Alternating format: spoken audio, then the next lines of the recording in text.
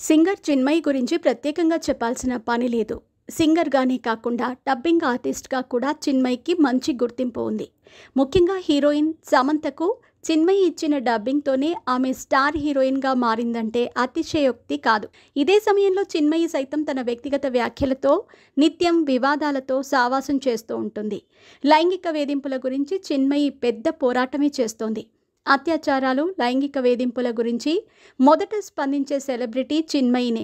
ఏపీలో ఇటీవల బాలికపై జరిగిన అత్యాచారంపై కూడా ఆమె రియాక్ట్ అయ్యారు.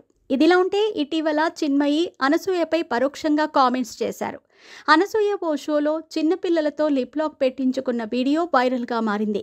దీనిపై చిన్మయి స్పందిస్తూ అనసూయపై ఆగ్రహం వ్యక్తం చేశారు. అనసూయ పేరు చెప్పకుండానే ఆమెపై కామెంట్స్ చేశారు. ఇలా చిన్నపిల్లలతో ముద్దులు పెట్టించుకోవటం ఏంటి? ఇలా ముద్దులు పెట్టించుకోవటం వినోదమా? పైగా అక్కడున్న వారందరూ చప్పట్లు కొడుతున్నారు అంటూ మండిపడ్డారు.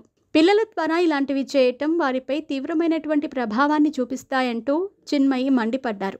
తాజాగా ఈ ఇష్యూపై అనసూయ సైతం రియాక్ట్ అయ్యారు.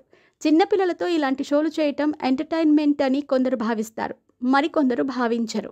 ఎవరిష్టం వారిది. కానీ నేను కూడా నా అభిప్రాయాన్ని తెలియజేస్తున్నానని తెలిపారు. అయినా పిల్లలకు ఇలాంటి షోలు ఎవరు చూపించమన్నారు? వారి కోసం కార్టూన్ ఛానల్స్ ఉన్నాయి కదా, వాటిని చూపించొచ్చు అంటూ చిన్మయికి అనసూయ కౌంటర్ ఇచ్చారు.